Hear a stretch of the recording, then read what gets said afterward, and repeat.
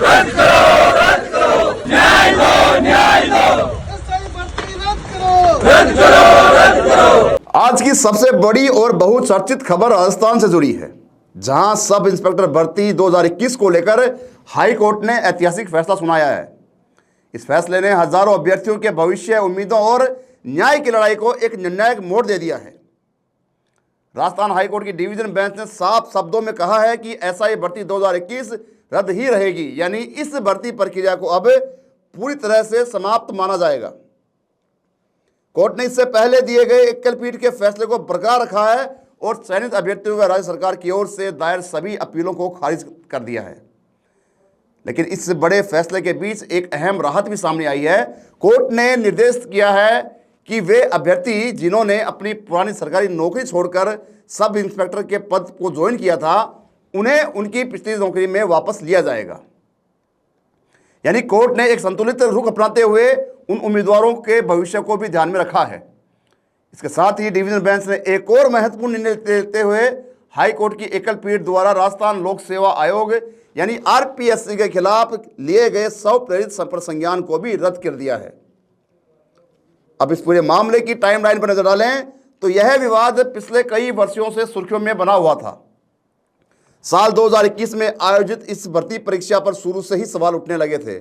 आरोप लगे कि पेपर लीक हुआ है, बड़े स्तर पर धांधली हुई है और चयन प्रक्रिया में गंभीर अनियमितताएं सामने आई हैं। लेकिन इन्हीं आरोपों के आधार पर 28 अगस्त 2025 को हाईकोर्ट की एकल पीठ ने बड़ा फैसला लेते हुए पूरी भर्ती प्रक्रिया को रद्द कर दिया था। इस फैसले के बाद कई आंदोलन हुए, जयपुर में कई प्रकार के आंदोलन हुए, धरने प्रदर्शन हुए, लेकिन हाई कोर्ट ने अपना फैसला नहीं बदला।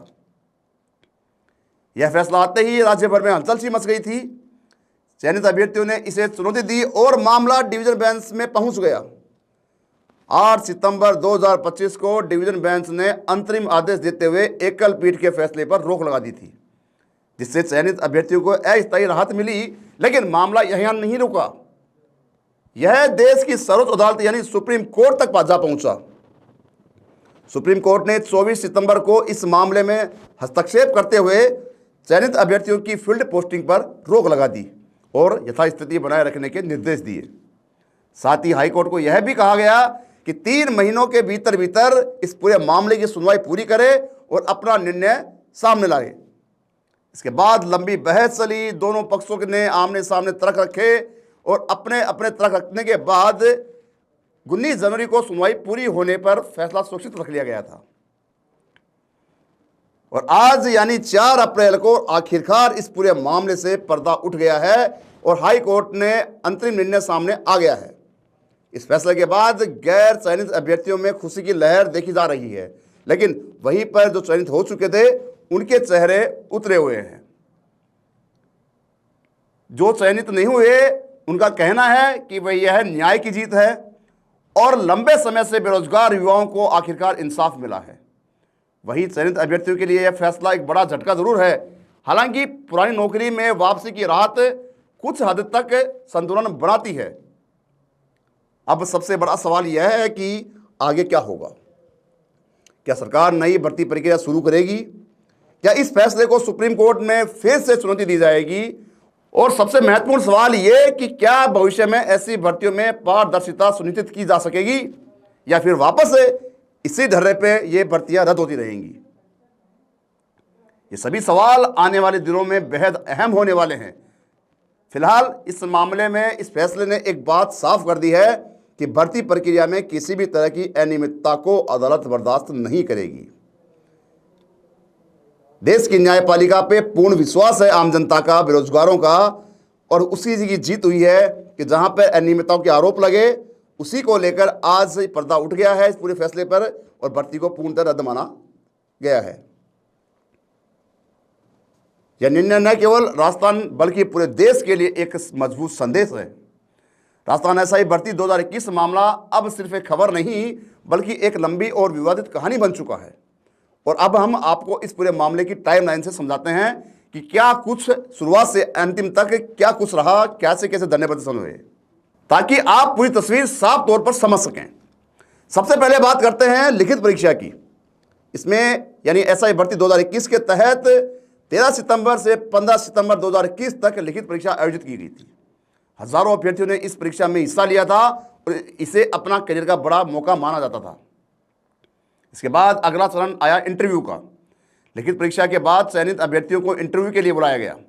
यह इंटरव्यू 23 जनवरी से 29 मई 2023 तक कुल 9 चरणों में आयोजित किए गए थे।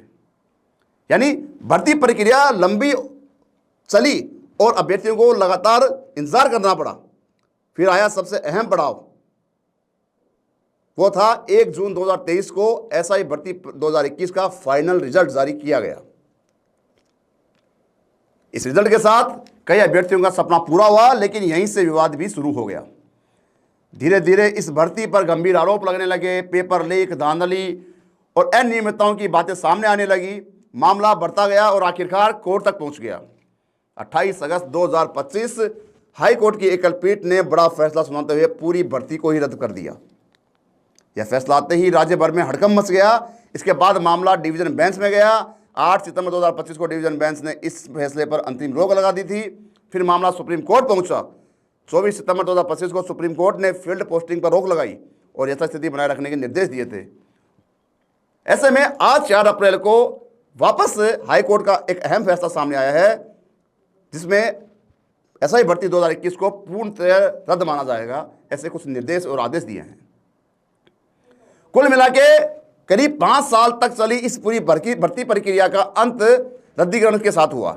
जहां एक तरफ हजारों युवाओं को न्याय मिलने की बात कही जा रही है, वहीं दूसरी तरफ चयनित अभ्यर्थियों के लिए एक बड़ा झटका साबित होगा। हालांकि कोर्ट ने यह जरूर कहा है कि जो अभ्यर्थी अपनी पुरानी सरकारी नौकरी छोड़कर एसआई बने थे, उन्हें उनकी पुरानी नौकरी में वापस लिया जाएगा।